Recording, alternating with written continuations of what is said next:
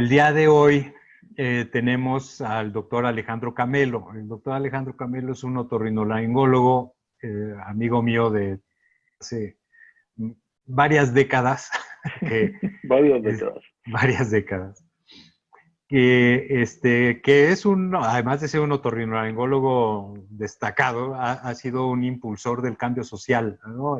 Una de las cosas que yo admiro de Alejandro es esas ganas de hacer cosas, no nada más de criticar o de quejarse, sino ver qué puedes hacer desde tu trinchera, ¿no? Entonces, fundó una asociación civil que se llama Conciencia Ciudadana por México y actualmente es consejero de otra que se llama Hagámoslo Bien. Y vamos a hablar un poco, vamos a dejar que nos platique de esas actividades que estamos haciendo, que está haciendo en ese aspecto social. Y y bueno, y vamos a hablar evidentemente de cómo está la situación de COVID en Monterrey y en Nuevo León en general. Entonces, pues bienvenido, Alejandro. Gracias, Gonzalo. Muchas gracias. Muchas gracias por invitarme. Estuve revisando algunas de las otras pláticas que has tenido tú en lo personal y con otros invitados y te felicito por esta labor. Creo que tenemos que empezar a difundir algunas cosas que puedan orientar un poco más a la sociedad, que en términos generales está muy desorientada en muchos aspectos. Y Sí, el tema en este que me invitas ahora, parece que fueran dos temas que no tienen nada que ver uno con el otro, pero a final de cuentas, de una forma o de otra, confluyen en, en un punto en donde la actividad que podamos tener los médicos eh, se empatan mucho con la actividad que tenemos que tener con esta responsabilidad social, ¿no? sí, sí, justamente, bueno, y es lo que comentábamos hace unos segundos, igual antes de que la gente cuando la gente se estaba conectando, pero sí, esto nace de las ganas de hacer algo, ¿no? O sea, de qué está en nuestras manos. Y sí, pues estamos nosotros en pues dentro de esto del COVID, hay los médicos que la verdad, mis respetos, que están en las salas de terapia intensiva expuestos en verdadero peligro todos los días, en un trabajo brutal. Una compañera nuestra que es este, voluntaria en el centro Banamex, también tenemos compañeros en nutrición, en todos lados, y la verdad, mis respetos, yo ni tú tampoco estamos tan en la trinchera, pero finalmente estamos en otra trinchera, ¿no? En la cuestión de tratar de guiar un poco a la sociedad en esto. Sí, sí, sí, así es. Y en algún momento lo dije, lo escribí, que esos colegas que tú y yo conocemos a más de uno, no me gusta mucho el ponerles el mote de que son héroes y que simplemente son médicos que llevan la vocación al extremo. Están en un lugar en donde no buscan más que aplicar su conocimiento por el bien de los enfermos, sin esperar nada a cambio más. La mayoría de ellos son incluso voluntarios. Muchos más podríamos ser voluntarios en un punto tan caliente como es una área de emergencias o de terapia intensiva, pero ahí requiere gente que tenga otro tipo de habilidades, etcétera. Creo que muchos, te incluyo a ti, Gonzalo, y he tratado de hacerlo yo, y hay muchos más que conocemos, tratamos de hacer la parte que nos corresponde en lo que podemos para paliar un poco esta tremenda adversidad con la que estamos conviviendo actualmente en nuestro país y en el mundo, ¿no? Pero cada quien la rama de la medicina tendremos que hacer lo más posible por ayudar a nuestra sociedad, ¿no? Hace Sí, poco lo intentamos y nos reunimos, Gonzalo, hicimos algo, hicimos un esfuerzo y lo sí. platicamos antes de empezar esta transmisión y es un buen ejemplo de que todos tenemos algo que hacer, todos tenemos algo que aportar, ¿no? Sí, eso ahorita vamos a dejarlo un poco más adelante para platicarles eso, pero yo creo que sí tienes razón. Yo creo que la mayoría de la gente con que platicas dice, pues es que aquí es donde me tocó estar, ¿no? No es realmente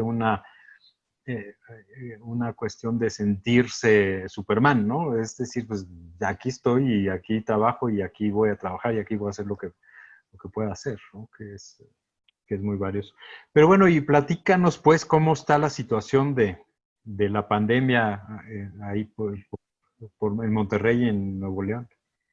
Bueno, estamos ahorita quizás en el peor momento de la pandemia, estamos en el punto al que no queremos llegar nunca en una pandemia y al que se hacen todas las estrategias epidemiológicas para evitar llegar a este punto.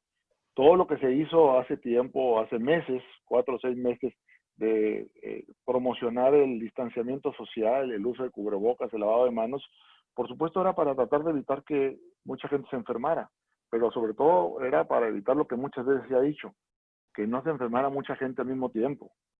El Sí. problema, cuando llegamos a este punto de saturación de la capacidad instalada de los hospitales, entonces los problemas se complican o la situación se complica muchísimo más.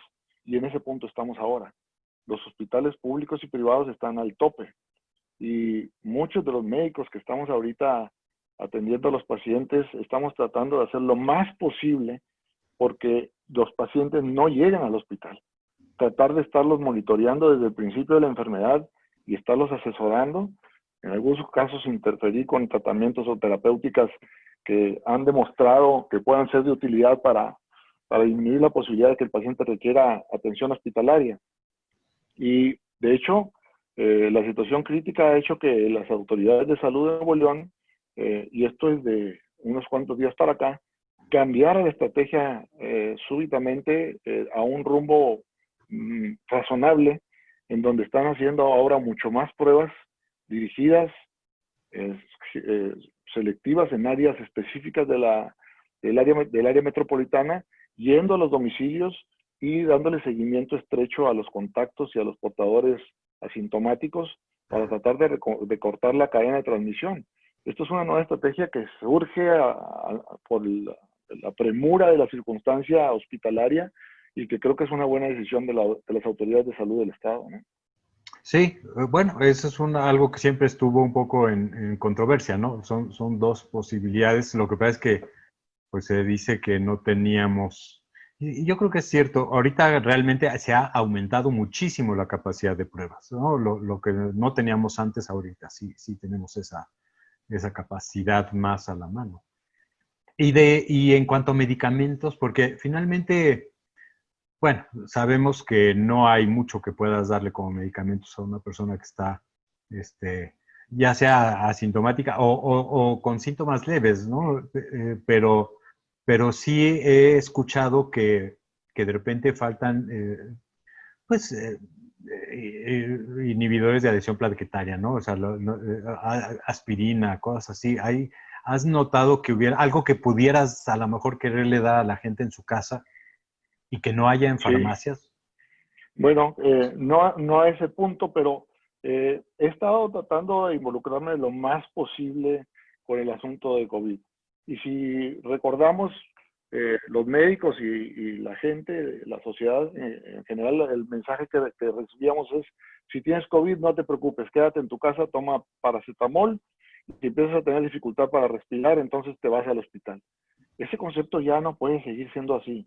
Tiene que ser de otra forma muy distinta.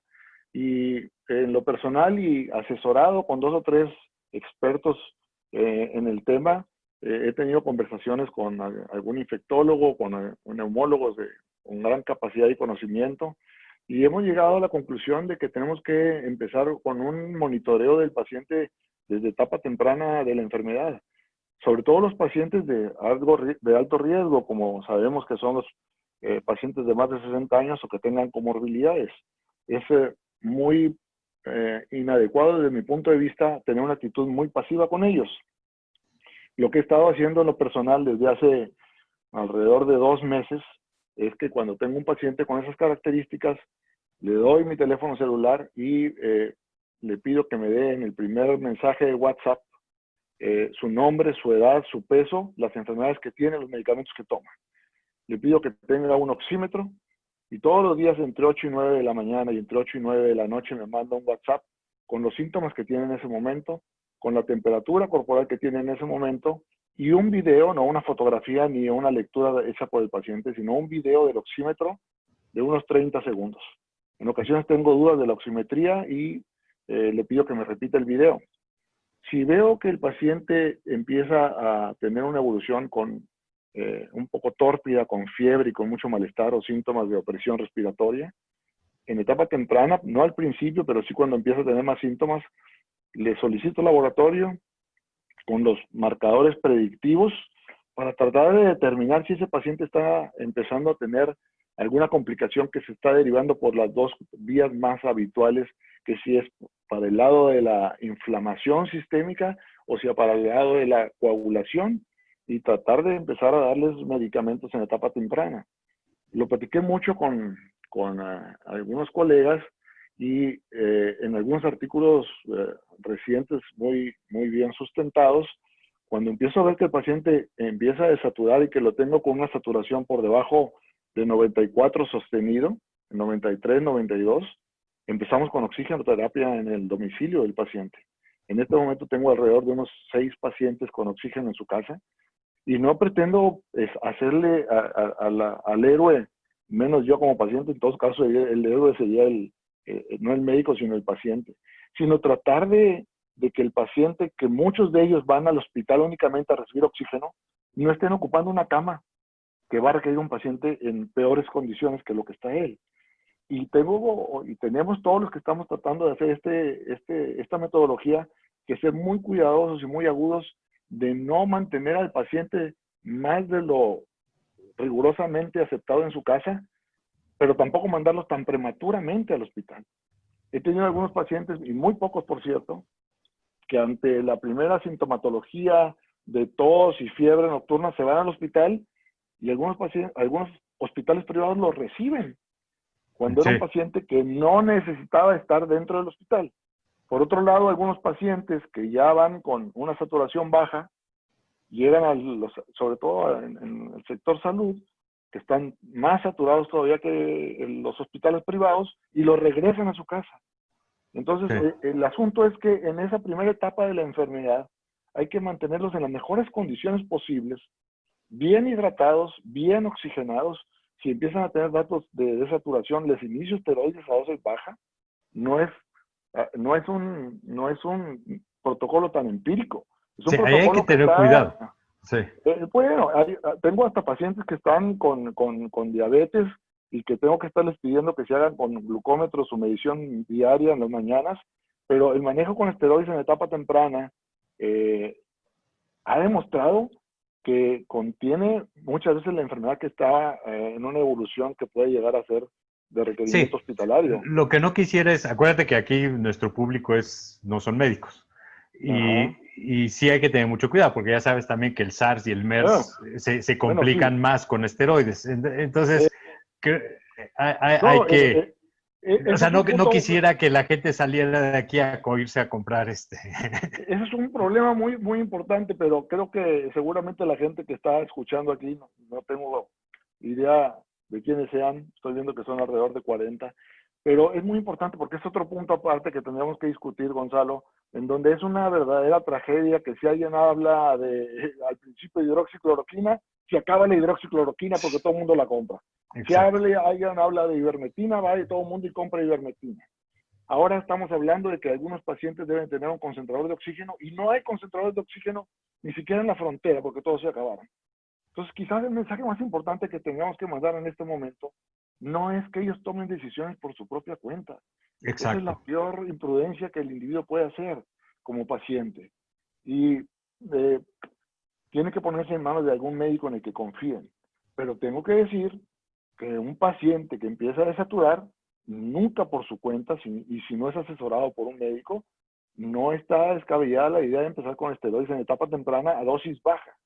No, de acuerdo. Lo que pasa es que, lo que mucha gente no entiende es que, ahorita pues como que surgió el tema de los esteroides, pero hay muchas otras cosas, ¿no? O sea, entonces, antiagregantes plaquetarios, y no es que tengamos un tratamiento específico. Si la gente se va y se compra todo lo que a lo mejor va a necesitar, pues sí, realmente es una tragedia para todos. Entonces, es justo el problema que estás mencionando. Por eso tampoco quiero entrar En en detalles muy bien. detalles de medicamentos, ¿no? O sea, Así es. Sí, eh, a veces estamos tan acostumbrados a hablar de cuestiones médicas por tantos años, Gonzalo, que de sí, repente se nos va el carril, pero tiene exacto. mucha razón en ese aspecto.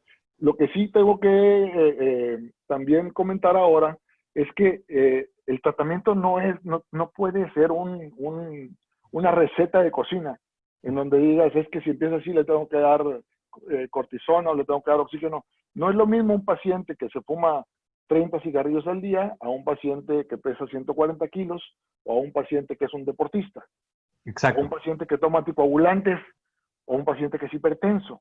Entonces el enfoque es completamente distinto y eso es lo que a veces los pacientes no entienden. Y viene, es que a mi primo le dieron esto y a mi tío le fue muy bien porque le dieron esto otro, pero cada paciente es diferente. Claro. No, y además eso de que mi tío le fue muy bien porque le dieron o sea, té de manzanilla, ¿no? O sea, Exacto, sí, por decir algo que no quiero dar ni nombres, porque luego sí, pero la gente no se da cuenta primero, el 90% de la gente, 80% de la gente no llega al hospital de por sí, ¿no? así es. O sea, estamos hablando, lo que tú estás mencionando ahorita es una forma de tratar de los que sí llegarían, tratar de ver si los podemos jalar para este lado.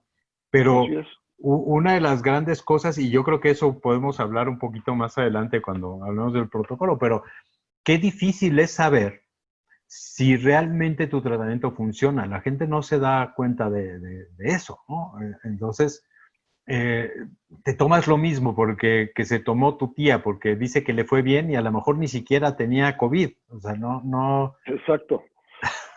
Es cierto, es difícil y es difícil a veces convencer a los pacientes porque la gente está asustada Sí, y está preocupada y hay veces que lo único que necesitan es que les des un poco de paz. El paciente que empieza muchas veces con el diagnóstico de COVID entra en una situación de ansiedad que varía de tipo de personalidad de un individuo de otro y lo único que necesitas es que todos los días le digas estás perfecto, vas muy bien, tu saturación de oxígeno está muy bien, quédate en paz sentirse y eso les da acompañado, eso mucha que estás tranquilidad. haciendo realmente se me hace fantástico. La verdad es que felicidades porque sí es un acompañamiento muy estrecho y tienes toda la razón. O sea, sí es una forma de poder prevenir en un momento dado, poder ya tú ir viendo si alguien puede ser que tenga más problema que otro o si todo está bien. Finalmente, lo que le estás dando a la persona es la seguridad de saber que está siendo controlado, aunque sea a distancia, que es una de las cosas maravillosas que tenemos ahorita, ¿no? Sí, sí lo es. Porque sí. Y y bueno, entonces está muy interesante también que misma la Secretaría de Salud de Nuevo León está cambiando sus Sí, fíjate que protocolos. debo reconocer que estamos muy dados para decir lo que se hace mal y muy cuidadosos para decir lo que se hace bien o muy duros para reconocer lo que se hace bien. Tenemos que entender que esta pandemia no hay un solo país, por más que digan, a algunos les habrá ido un poco mejor o mejor, pero a todos les ha ido mal.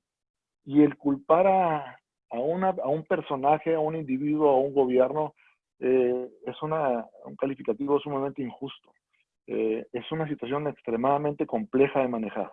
No es lo mismo manejar a un país como el nuestro, que tiene un nivel de pobreza alto y que debe compararlo con un país como Estados Unidos, o donde tenemos Bueno, obesidad, como bien estamos se ha mejor que dicho. Estados Unidos. En muchas cosas, sí, Sí, exacto. Y en además esto muchas estamos veces mejor. se hacen comparaciones numéricas con estadísticas engañosas eh, Sí, y, y, y crucificamos a algunas personas a veces sin merecerlo, porque yo no creo que muchos quisieran estar en un puesto como el que están los secretarios de salud de los estados y en sí. la federación. Entonces, eh, más que estar tratando de ver cómo los despedazamos o los crucificamos, pues hay que tratar de ver cómo ayudamos, sobre todo los médicos, para contribuir en algo y tratar de reconocer las cosas que se hacen bien. Debo de reconocer que hay unas que se hacen evidentemente mal. Y Sí. una muy simple de reconocer es el no usar el cubrebocas en público de la gente que políticamente manda un mensaje con su actitud. ¿Eso cómo lo defiendes?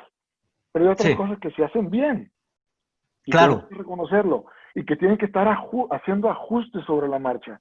Y ahora la Secretaría de Salud del Estado de Nuevo León, junto con los empresarios, junto con los alcaldes, están haciendo un trabajo en conjunto, junto con el TEC de Nuevo León, con el TEC de Monterrey, están haciendo un trabajo conjunto que a mí me llena de orgullo por lo menos por lo que compete aquí a Monterrey y a Nuevo León.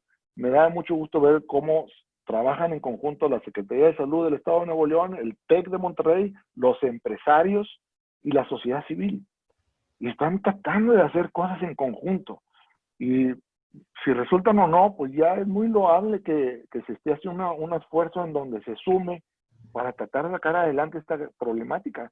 Los alcaldes están trabajando fuertísimo por hacer cada quien la parte que les corresponde.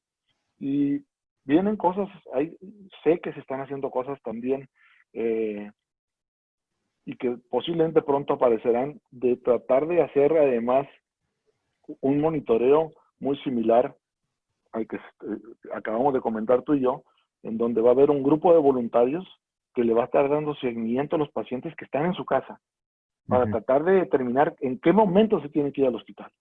Pero las jugadas y los ajustes tienen que hacerse sobre la marcha, porque en la pandemia, en este tipo de contingencias, no hay mucho margen de maniobra.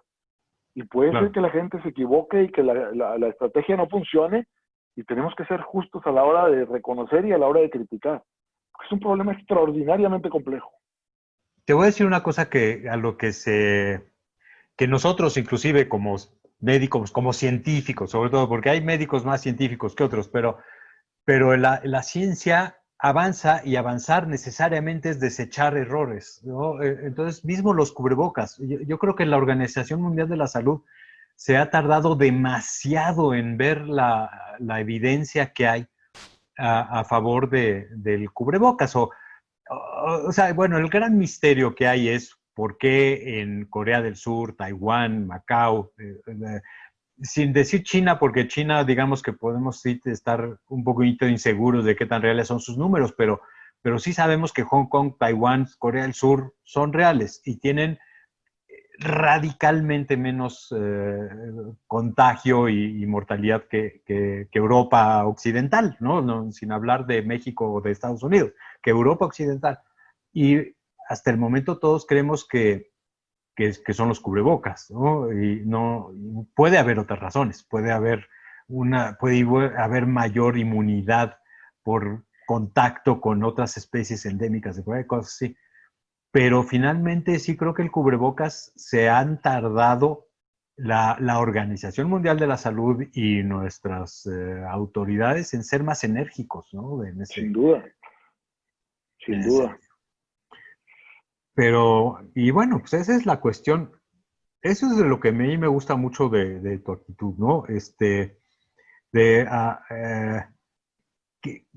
¿nos podrías platicar un poco? Quiero decirles a los que nos están escuchando que Alejandro en el 2010 hubo una polémica porque el entonces presidente Felipe Calderón hizo un comentario de que el crimen organizado representaba una ridícula minoría.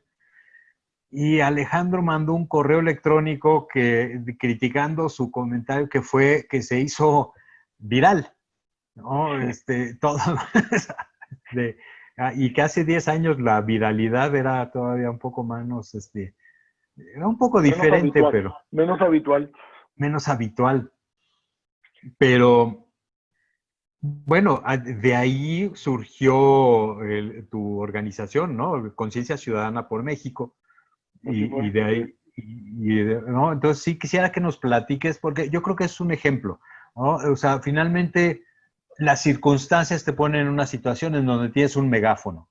¿Para qué lo Sí, usas? ¿No? Entonces, así es. sí, Así es, y son circunstancias que la mayoría de las personas supongo que hemos tenido en nuestra existencia en donde un evento marca la ruta por la que vas a seguir, quizás completamente distinta al camino por donde ibas, ¿no?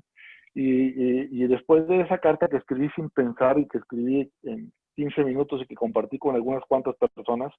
Yo ni sabía la existencia del Facebook, fue hace 10 años, ni tenía cuenta de Facebook, se la compartí a mis hermanos y a unos cuantos amigos y como tú dices, se hizo viral.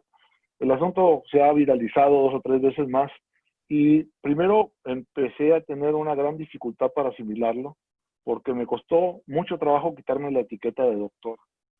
Creo que con demasiada frecuencia nos ponemos una etiqueta de lo que somos y nos cuesta mucho trabajo dejar de ser eso para hacer otra cosa más, lo cual es un error, pero debo de reconocer que a mí me costó mucho quitarme la etiqueta de doctor. Cuando viene toda esa viralidad de la famosa carta, que como la mandé a la presidencia tenía que firmar diciendo que cuál era mi oficio, cuál era mi edad, cuál era mi dirección, pues tuve que poner que era un médico otorrinolaringólogo. Y cuando se hizo viral, me preocupaba muchísimo pensar qué van a pensar mis compañeros, mis colegas, si yo no tengo por qué estar entrando en cuestiones políticas si yo soy doctor. Nunca había estado, no en las cuestiones políticas, pero sí cívicas, nunca había estado metido en un tipo de circunstancia. Y recibí muchas llamadas y primero fue la sorpresa, después debo de reconocer que hubo un poco de soberbia, porque eran tantas las llamadas que recibía de solidaridad que pues irremediablemente te pega un poquito la soberbia. Pero después vino la sacudida, porque después de tantas llamadas que recibía para comentar la carta, hubo un día aquí en el consultorio que llegó una llamada de alguien de Chihuahua y me decía, oye, nomás para saber si usted escribió esta carta. Sí, yo la escribí, yo esperaba que me diera una felicitación. Y dijo, ¿y por qué en vez de estar escribiendo tantas estupideces no te pones a hacer algo? Y eso fue realmente, no tanto la carta, sino ese comentario, lo que, lo que me sacudió. Y dije, bueno, cada quien es responsable de sus actos. Y si yo tuve el atrevimiento de escribir esa carta, tengo que asumir las consecuencias que esto trajo consigo, ¿no? Así es que dije, bueno, pues efectivamente tengo que hacer algo.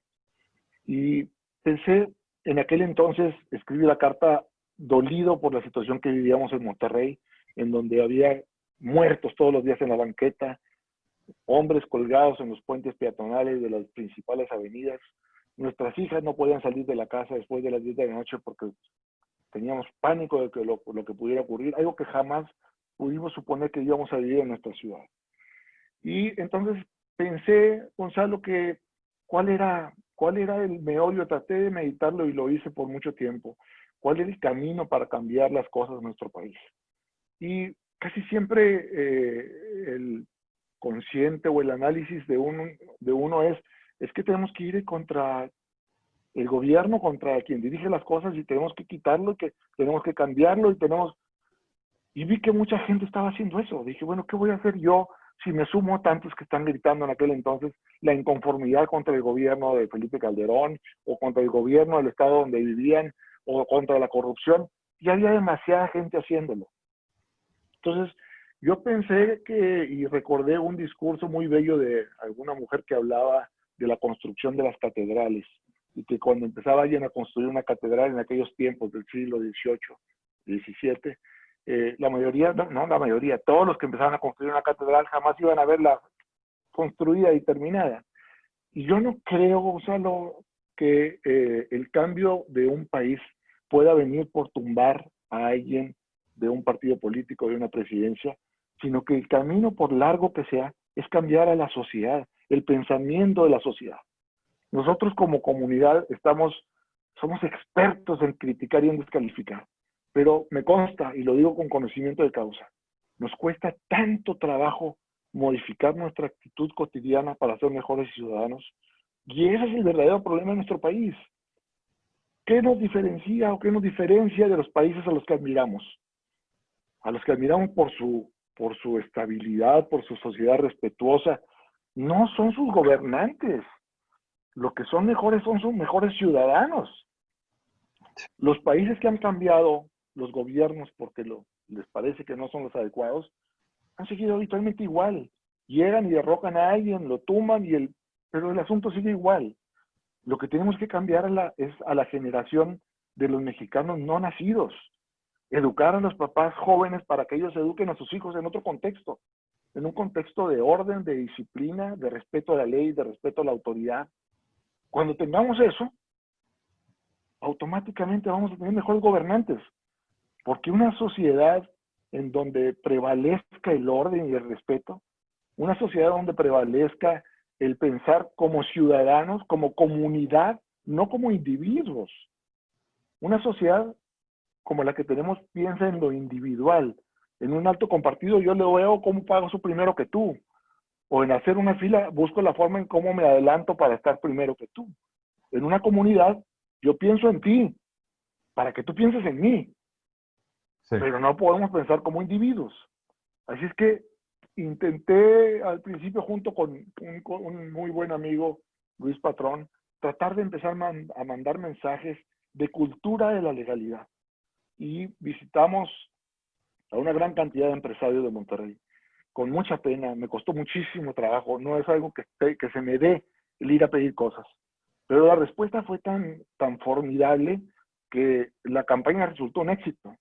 Y le pedimos a algunos maestros y pensadores que nos hicieran algunas frases de cultura de la legalidad y les pedimos a estos empresarios que una vez que acabaran sus inventarios de empaques, pusieran un mensaje en su empaque. No les iba a costar un centavo. Le iban a dar a su producto un valor agregado en donde el cliente podía ver algo que lo iba a hacer sentir bien. Leer un mensaje como, si amas a tu país, enseña a tus hijos a respetar la ley, por ejemplo. Y convertimos a miles, millones, es más, miles de millones de empaques en un medio de difusión de cultura de la legalidad sin que le costara un centavo a nadie. Todavía tenemos millones de latas de pintura y las servilletas del 7-Eleven y los empaques de la Moza que van a todas partes del mundo. Los bultos de Cermex por mucho tiempo estuvieron. Grandes empresas se sumaron y se repitió un mensaje muchos millones de veces. ¿Qué efecto tuvo? No lo sé, pero es un intento de tratar de meternos en la mente que todos, si queremos realmente que las cosas cambien, tenemos que cambiar nosotros. Es un principio filosófico de hace 2000 años o más. Cambia tú y cambias el mundo. Pero más bien, no estamos dispuestos a cambiar en nada. Ni siquiera a no pisar las rayas del peatón, ni a respetar el límite de velocidad. Pero no toleramos que alguien en el gobierno haga una cosa o la otra. Y lo peor de todo es que si tenemos un buen elemento que pretende entrar a las filas políticas porque realmente tienen una vocación política para hacer y lograr un cambio, inmediatamente lo empiezan ya a tachar de corrupto. Y eso, la consecuencia es que habitualmente muy pocos políticos son políticos de calidad. Y digo muy pocos, quiero aclararlo, porque sí, hay algunos que son extraordinariamente buenos. Y creo que tenemos que cambiar la mentalidad. Y debemos sin dejar de descalificar a los que lo están haciendo muy mal, pero tenemos que focalizarnos a los que lo están haciendo bien. Y tenemos que alentarlos, y tenemos que reconocérselos, y tenemos que hacer que progresen. Pero estamos tan enfocados a decir lo que se está haciendo mal por un lado, no estamos haciendo nada por ser mejores ciudadanos, y no estamos alentando en absoluto a los políticos que están tratando de hacerlo bien. Yo creo que además eso se alimenta, el mismo sistema alimenta la crítica constante, ¿no? O sea, le conviene más a un político de oposición tener a mucha gente opuesta para poder subir al poder, pero no les conviene que hables, que resaltar lo que a lo mejor algunos están haciendo bien. Y yo creo que como ciudadanos caemos mucho en eso, y eso es un problema. Y se ve mal. Yo siempre digo que la única ley que todo mundo cumple en México es la que prohíbe hablar bien del país, ¿no? O sea, si tú de repente dices que alguien del gobierno está haciendo algo bien, te llueve, ¿no? Y sí, y es lo que estás diciendo. ¿Sí? Tenemos que cambiar eso a premiar a los que trabajan bien, que sí hay algunos, o sea, no, ojalá, definitivamente no son la regla. O sea, desafortunadamente también la política es una forma de hacerse rico en México, una de ganarse la vida, y eso no debería ser. Pero de que hay quien lo hace bien, hay quien lo hace bien. Y yo creo que tienes razón, o sea, tenemos que buscar premiar eso y buscar, bueno, y sobre todo buscar hacer uno lo que puede. Así es. Eh, sí hay políticos de vocación, conozco, y alguna vez he puesto el ejercicio con algunos amigos, a ver, mencióname 5 políticos en los que tú confíes, en los que tú creas, y a muchos les cuesta mucho trabajo. Yo sí tengo los míos ubicados y tengo, afortunadamente aquí tenemos en nuestra área metropolitana 1 o 2 que son potencialmente grandes seres humanos y grandes servidores públicos, que yo los comparo, Gonzalo, como por ejemplo conocemos tú y yo seguramente a más de un especialista que es capaz de hacer un trasplante de corazón, que trabaja en el Seguro Social y que está dispuesto a trabajar en el Seguro Social por un salario, no tengo idea, pero 60, 70 mil pesos mensuales. Es un individuo que ha trabajado toda su vida y que tiene una gran responsabilidad en sus manos. ¿Por qué no habría de haber un político con esa capacidad y con esa vocación y que su único objetivo sea cumplir su vocación como un político, que la vocación de la política es el bienestar de la comunidad? Claro que los hay, por supuesto Sí. que los hay. Pero el sistema no los premia, ¿no? El sistema político favorece que ensuciar a todos para que todos tengan cola que les pisen. Esa es la realidad. Y yo creo que regresamos al tema de que como ciudadanos lo que nosotros tenemos que hacer es ir poniendo el ejemplo. O sea, no hay gobierno que pudiera aguantar la carga de la opinión pública, ¿no? En ese sentido, pero sí es muy difícil el país porque por los contrastes, ¿no? Porque la gente pues que vive de que las cosas sean chuecas y que no quiere dejarlo de hacer así, porque no son nada más los políticos, ¿no? O sea, hay también empresarios que viven de la corrupción. Entonces, Sin duda. no, entonces es lento, es lento. Yo comparo mucho la corrupción en México con el racismo en Estados Unidos. Que es algo que está tan profundamente inmiscuido en la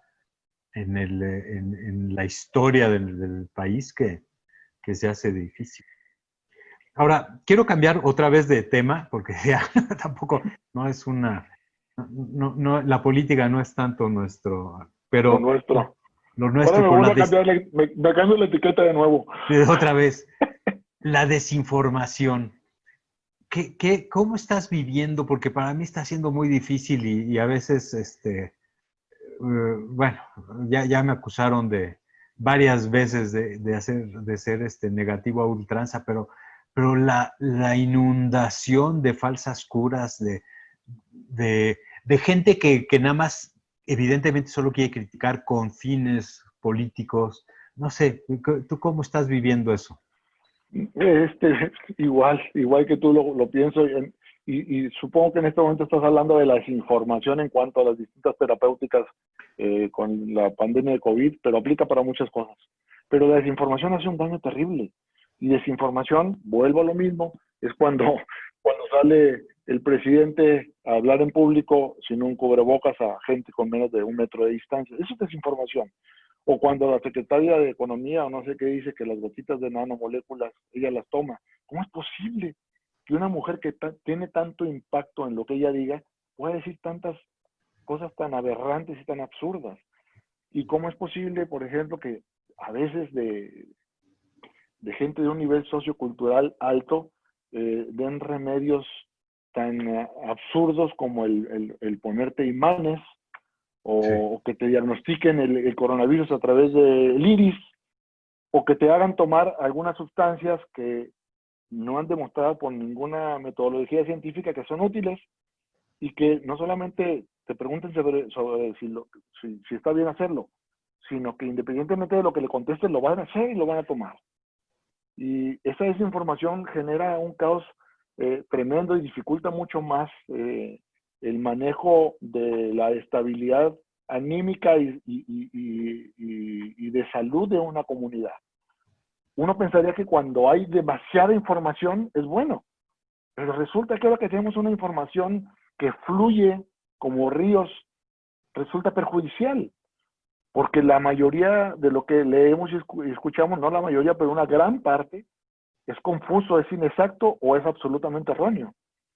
Y entonces es muy difícil decirle a la gente que tiene que checar las fuentes de lo que está leyendo, de lo que está Es, escuchando, sí. porque en redes sociales hay gente valiosísima, que a mí me gusta incluso seguir a 2 o 3 infectólogos, que con ellos me retroalimento y que puedo entrar a veces en intercambio de conceptos y que ellos están dando explicaciones científicas con un lenguaje propio para la comunidad. Pero la gente sigue a la comadre y sigue a la vecina y sigue a la secretaria de Economía porque dice que las gotas de nanomoléculas son muy buenas para curar el coronavirus. Sí. Entonces, la desinformación hace un daño terrible y no nada más para la pandemia, para muchas otras cosas. Y Y eso eso que genera un caos mencionas, social. pasa mucho que ponen como expertos gente que no tiene nada de experiencia en eso. O sea, es como, ¿no? O sea, alguien, un economista, por no decir nombres, ¿no? Un economista puede ser un premio Nobel de Economía y no va a tener idea de epidemiología. O sea, no por... Entonces, eso pasa muchísimo y es un gran error para mí de los... yo lo veo con frecuencia, ¿no? De repente sale en YouTube una entrevista a fulanito de tal que es, muy reconocido a lo mejor en su área, pero no tiene idea de lo que está hablando. Entonces, no porque salga en YouTube o no porque salga en la tele, necesariamente tenemos que creerlo. ¿Cómo le hacemos para propiciar esa cultura de investigar las fuentes, ¿no? De saber cómo preguntarte antes de creer si deberías de creerle a esta persona o no? Sí, eso es todo un reto, ¿eh? Porque la gente se va por lo más popular sin tratar de buscar la fuente.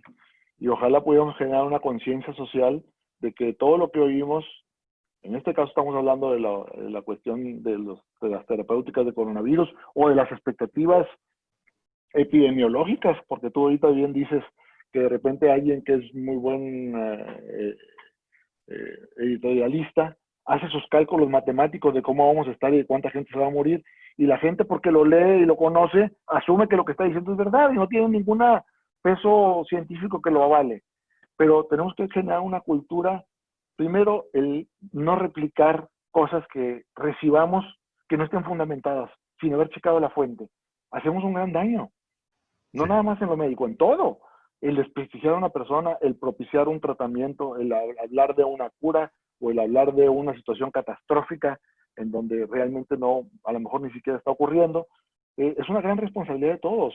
El tener ya el acceso en la mano, en nuestra mano de un teléfono celular y replicar una noticia extremadamente favorable o extremadamente catastrófica sin haberlo consultado, es una gran responsabilidad social.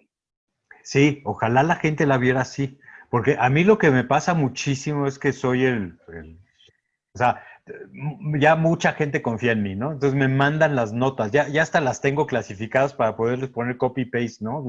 La de, la de que es anti, hidroxicloroquina o lo que, pero, eh, pero sí necesitamos que haya, o sea, eso ya habla bien de alguien, que busca una autoridad, alguien en quien confía para preguntarle si lo que si lo que le acaba de recibir es verdad. O sea, eso es una. La otra es buscar tú por tu cuenta, pero qué bueno que haya gente a mí me da mucho gusto que haya gente que tenga la confianza en preguntarme a mí. Me siento muy bien de eso.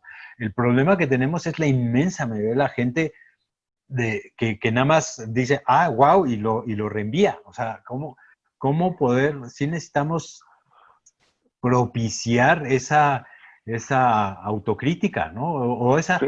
bueno, justo ayer leí un artículo bien interesante que parece ser que se necesita mucho más esfuerzo mental para estar en desacuerdo con algo que para estar de acuerdo con algo. A lo mejor es parte del problema. Sí, y déjame platicarles que tengo dos historias muy rápidamente, te lo digo, que hablan de la falta de criterio y de responsabilidad de la comunidad. Hace unos meses llegué a la casa, estábamos ya con lo de la pandemia encima y un grupo de amigos me pidieron que les dijera algunas cosas sobre el tema y yo era un grupo de WhatsApp y les grabé un mensaje de audio por WhatsApp respecto a mis puntos de vista de la pandemia. Hice una explicación más o menos de lo que yo pensaba y lo compartí. Éramos 5 y alguien lo compartió. y se hizo viral en Monterrey. No solamente en Monterrey, algo que yo estaba diciendo de una manera informal, mal pensada, con mala adicción y sin un fundamento de una cuestión de apreciación personal. Y cada vez que alguien me escribía para decir, sí soy yo, pero es una información a título personal que lo compartí con un grupo de amigos. Y Sí, hay la que tener segunda mucho cuidado. ocasión es los mensajes de WhatsApp, los de audio, peligrosísimo para un médico, peligrosísimo. Sí. Hace 3 días, una familiar cercana me manda una lista de recomendaciones de lo que tiene que hacer un paciente que tiene coronavirus, preventivas y de tratamiento. Y al final venía una anotación que decía, esta es una sugerencia de Alejandro Camelo. Yo no tenía ni idea de eso. No tenía ni idea de dónde salió eso. Sí. Y dices, pero ¿por qué? ¿Quién puede tener esa capacidad? ¿Cuál es el objetivo? No lo entiendes. Si es por ignorancia o por mala fe o por protagonismo, pero ese es un problema. Lo mismo ocurrió con esta carta que tú me dices hace un momento. Alguien le cambia cosas, deja mi nombre y la replica. Pero no es algo que me ocurra exclusivamente a mí. En esta ocasión son los 3 eventos que tengo para comentar en este momento, en donde lo que ellos dicen, en ocasiones lo avalan por alguien que tiene peso hasta cierto punto científico, y entonces lo validan y lo hacen todavía mucho más dañino para la sociedad. Yo le pedí Sí, a esa persona que me lo mandó, dile por favor, háblale en este momento y dile que yo no escribí eso. Pero es como la fábula de quien abre una almohada de plumas en la playa diciendo sí. una mentira y luego te piden que las vuelvas a colectar. Imposible. Sí, eso es, de hecho, uno de los temas que quería tomar es también qué difícil es saber, o sea, hablando de qué difícil es saber si algo sirve. Otra de las iniciativas que fue tuya fue nuestro protocolo de ivermectina y nitazoxanida. Que quiero decir a quien nos está escuchando que pues ahí colaboramos, ¿no? Alejandro tuvo esa inquietud muy al principio de la pandemia realmente, de tratar de determinar si ciertos medicamentos pudieran ser útiles para evitar justamente que personas lleguen a ser, dentro de los casos graves, ¿no? Y nos juntamos, pues, ¿qué éramos? Como 50 médicos, ¿no? Así Sí, fue. sí, Sí, la respuesta fue muy gratificante. muy gratificante. Ahí sí bueno, escribimos un protocolo Bueno, debo de, decir que no lo escribimos, lo escribió Gonzalo. Iniciamos una idea, aquí tengo que dar la versión real porque tú no la vas a dar. La idea surgió porque había alguna hipótesis en donde la ivermectina, que como casi todos saben es un anti-exoparasitosis, es decir, para los piojos, había demostrado que tenía cierto efecto in vitro para contener la replicación del virus de COVID. Y entonces deseábamos hacer un estudio para tratar de validar o invalidar esta hipótesis. Me comuniqué con ellos, hicimos una plataforma de Zoom y Gonzalo, que es un científico, todos los que lo conocen lo saben, no necesito decir más, estructuró un protocolo, Héctor Soto, estudiante también de Puebla, y un grupo de científicos igual de talentosos que ellos, idearon el protocolo, lo estructuramos y lo llevamos a cabo y lo pudimos concluir. Y eso también fue muy gratificante y de un gran mérito de Gonzalo, de todos los que estuvieron ahí. sí, y lo chistoso es como, porque la forma que lo estructuramos fue que los pacientes podían aleatoriamente escoger, digo, no, o sea, nosotros les asignábamos un tratamiento de 3, cosa que es muy fácil hacer cuando no hay un tratamiento que haya sido demostrado que funcione, ¿no? Cuando tienes un tratamiento que demuestra funcionar, tienes que hacerlo en todo caso comparativo con eso. La cuestión es que todos estábamos bastante convencidos de que funcionaba durante el protocolo, ¿no? Hasta que de repente ya juntamos suficientes pacientes para hacer un análisis estadístico y nos dimos cuenta de que ninguna de las cosas que probó, que era la ivermectina ni la nitazoxanida, ninguna de las dos funcionó, ninguna de las dos tuvo una diferencia significativa en el resultado final. Y eso tú también lo viviste eso porque ahí tuvimos el apoyo de la Secretaría de Salud de Nuevo León, cosa que se me hizo, la verdad, fantástico, ¿no? Sí, sí, es una de las cosas que hay que reconocer nuevamente.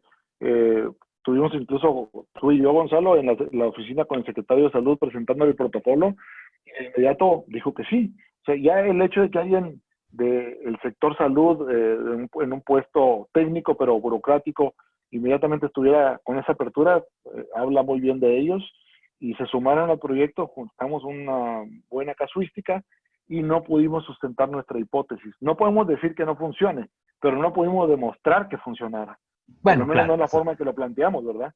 Pero eso claro. nos da una idea de cuál es la diferencia entre el pensamiento científico y lo anecdótico.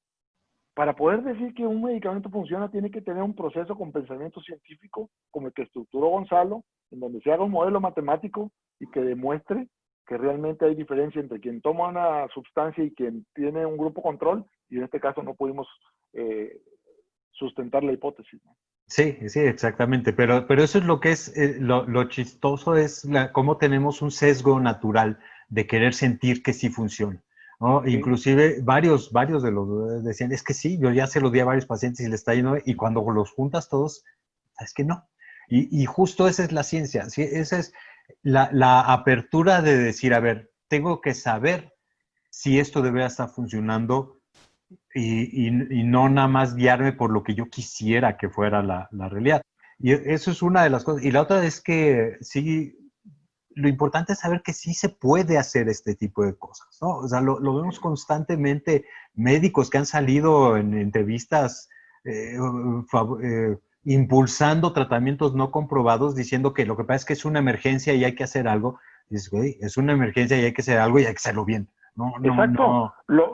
La verdad es que las cosas con un poco de egocentrismo tú y yo, pero lo demostramos. En una época de crisis pudimos hacer un estudio científico en donde pudimos decir, bueno, pues no funcionó. Pero claro que, y sobre todo con medicamentos que potencialmente pueden ser daños para la salud, no se puede hacer nada si no está sustentado científicamente. Nuestra primicia como médicos es, número uno, no hacer daño. Esa es nuestra primicia. Sí, exactamente. Pues esa es este, no sé si tengas nos están poniendo aquí que compartamos el protocolo. Bueno, no tiene mayor ciencia, o sea, la estructura de eso sí se puede aplicar a cualquier medicamento que quieran probar. Ahí sí tendría que contactarme a mí o a Alejandro directamente para ver exactamente de qué se trata. También Sí. hay una pregunta sobre los datos que sigues de los infectólogos que mencionaste seguir en redes sociales. No sé si nos puedas mencionar.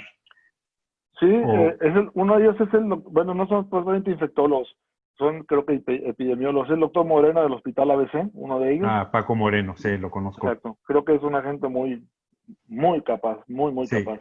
Y el otro es el doctor Alejandro, ayúdame Gonzalo, Alejandro, está en León, se me fue el apellido ahorita, pero es un tipo también excepcional en sus comentarios y en sus mensajes. Eh, Discúlpenme, pero después te lo comparto para que se los luego me lo compartas mandas a porque ellos. no estoy Sí, seguro de quién estés sí. ¿Tienes alguna otra mencionando. pregunta ahí? Porque también es Alejandro interesante. Macías, alguien lo está poniendo. Alejandro Sí, Macías, es él, es justo. sí, Alejandro exacto. Macías, vale la pena que lo sigan en Twitter. Él da una información muy precisa, muy puntual, muy sustentada siempre. Eh, los dos son estupendos, estupendas guías para la sociedad, porque además hablan en términos llanos, entendibles, no científicos, más que cuando el caso lo amerita, y dan información además muy actualizada, muy puntual, no están repitiendo lo mismo, sino que siempre tienen información actualizada de cómo van las vacunas, de cómo van los tratamientos, etcétera, ¿no? Sí. ¿Qué le dirán? Pues nos están preguntando qué le dirían los antivacunas. ¿Qué opinas de los antivacunas? Eh, eh, Me da mucha pena, me da mucha tristeza, debería decir que me da mucho coraje, pero bueno, a fin de cuentas cada quien es responsable de lo que quiere hacer con su organismo. Y lo hemos platicado en otros temas, Gonzalo, que pues quienes ¿Quién podría prohibirle a un ser humano qué es lo que debe hacer con su cuerpo? Pero cuando es una madre de familia que va a tomar la decisión por sus hijos, y que en este caso sus hijos van a convivir con otros hijos, de alguna forma la decisión que tú tomes no te va a afectar nada más a ti, como puede ser el alcohol o las drogas, sino que Exacto. afecta como una ola expansiva a mucha gente que te rodea y a mucha gente que ni siquiera conoces. Por eso me da tristeza, me da pena. En Estados Unidos sé que antes de que apareciera la pandemia, todavía no tenemos la vacuna, pero cuando empezaron con las tonterías de la vacuna del sarampión, creo que fue, Sí. muchos pediatras tenían un anuncio afuera: si usted no está dispuesta a vacunar a sus hijos del sarampión, busque otro médico. Aquí no entras. Pues Y sí, porque estoy de pones en acuerdo, es tu peligro. derecho, ¿verdad? Sí. Mira, estás en tu derecho. Es un tema delicado. Yo creo que no hay una línea fácil de demarcar. ¿No? Yo sí creo mucho en la libertad individual, ¿no? Si- hasta de hacerte daño, pues puede ser. O sea, no. El Sí, problema de las vacunas es que es un tema social. O sea, que al negarlas, impactas a la sociedad en general, ¿no? Y un papá que no vacuna a sus hijos, pues está tomando una mala decisión para sus hijos, pero no es algo fácil. Hace poco salió el tema con una paciente en el consultorio y me dice, yo soy antivacunas porque uno de mis hijos tuvo una reacción inesperada a la vacuna y tuvo una complicación severísima. Y dices, bueno, la excepción de la regla. la excepción de la regla, si es que fue eso, porque ni siquiera, digo, no me iba a poner a discutir con ella, no era el tema. Ella iba al consultorio para ver algo de su oído y le vi su oído, ¿no? O sea, no, también, no es tu, pero, pero hay que ver si realmente lo que cree que sucedió fue lo que sucedió, no necesariamente, ¿no? Y sí, pues sí, la famosa ejercicio mental de si tú tienes una palanca, va un tren en una vía y tú tienes la posibilidad de hacer que mate a una persona que está en una vía o a 50 que está en la otra. ¿Moverías la palanca o no moverías la palanca? Eso realmente es el tema. Sí, efectivamente, si vacunas a miles de millones de personas en el planeta, sí va a haber la posibilidad de que alguna tenga un efecto adverso, una reacción anafiláctica, y alguien puede fallecer, pero si lo estás haciendo para evitar complicaciones y que fallezcan 20,000 gentes más, pues creo que estamos de acuerdo. Yo creo que mucho de las antivacunas es una falta de conocimiento, es falta de querer investigar cómo era la viruela, cómo era la polio, cómo es el sarampión y Y tomar una tragedias. decisión verdaderamente informada. Pero una de las cosas que alienta este tipo de cosas, porque puede surgir el pensamiento individual de una persona que diga: yo no creo en las vacunas, por ejemplo, este paciente por la reacción que tuvo mi hijo. Pero cuando se arma una teoría de la conspiración, que te Sí. arman toda una estructura que tiene sentido y que te lo presentan y te lo hacen sentir que es realidad, eso genera un daño terrible. Porque son Y hay teorías de mentiras. la conspiración, sí, y aparentan que todo amarra, es que esto lo hacen por aquello y son cuestiones de intereses económicos y te van a poner un chip y todo tiene más o menos sentido y arman un gran revuelo y hacen un daño catastrófico. Sí, pero son mentiras. O sea, todo estaría perfecto mientras no te bases en la mentira, ¿no? O sea, si teniendo la información real decides no vacunarte, estás en tu derecho. Pero si decides no vacunarte porque alguien te convenció de una mentira, es una tragedia, Sí ¿no? lo es, Entonces, sí, sí lo es. eso. Entonces, bueno, pues yo creo que ya se va la hora, cómo se va rápido. ¿Qué podemos, como último, como conclusión, qué podemos hacer como ciudadanos para ayudar contra el coronavirus? Eh, para ayudar contra el coronavirus, eh, los países que han tenido más éxito son los que han logrado aislar a sus contactos, a los enfermos y a los contactos de los enfermos. No tenemos que ir a que vaya un paciente y nos haga una prueba. Si nuestra hermana o nuestra esposa o nuestro hijo es lo positivo y somos contactos, te quedas en tu casa 14 días. Ujú. Eso es lo que tenemos que hacer, que no venga alguien como lo está intentando hacer ahorita el gobierno metiéndoles Q-tips a todos en la nariz, que me parece bien, pero hay muchísima gente que, siendo cohabitante de un paciente que fue positivo, está yendo y viniendo a todos lados como si no tuviera ningún problema. Y el que es contacto de un positivo tiene que estar en su casa hasta que se haga una prueba y descarte que es positivo también. Sí. Y si no se va a hacer una prueba, tiene que estar 14 días en su casa. Tenemos que parar las cadenas de contacto. Esa es una actitud cívica que sí. Es importantísimo insistir en ella. El autoaislamiento estricto cuando eres contacto de un positivo. Y por eso la gente que es positiva debe hablarle a las personas con las que estuvo contacto los últimos días para que asuman su responsabilidad. Eso es muy bueno. Eso y el cubrebocas. O sea, usar cubrebocas siempre en cualquier espacio público, ¿no? Creo que esas serían, para mí, eso es muy importante, fíjate, es algo que lo que tú acabas de decir, yo nunca lo había enfatizado a lo mejor en estas conferencias que he dado, y sí tienes toda la razón, o sea, no, es el contacto, o sea, mi esposa se enfermó y yo estoy feliz de que yo estoy enfermo y ando saliendo por todas las, no sabes si no estás contagiado. Así es. Tienes que partir de la base que estás. Así es. Es muy importante. Finalmente yo pienso, Gonzalo, y a todos los que nos están escuchando, que lo que estamos viviendo en este momento es no tendría, o tiene mucho peso lo que estamos viviendo ahora, como los que vivieron la Primera o la Segunda Guerra Mundial. Es una situación verdaderamente catastrófica. Es una situación que va a quedar en la historia de la humanidad por siempre, como quedó la gripe española y como quedó la Segunda Guerra Mundial.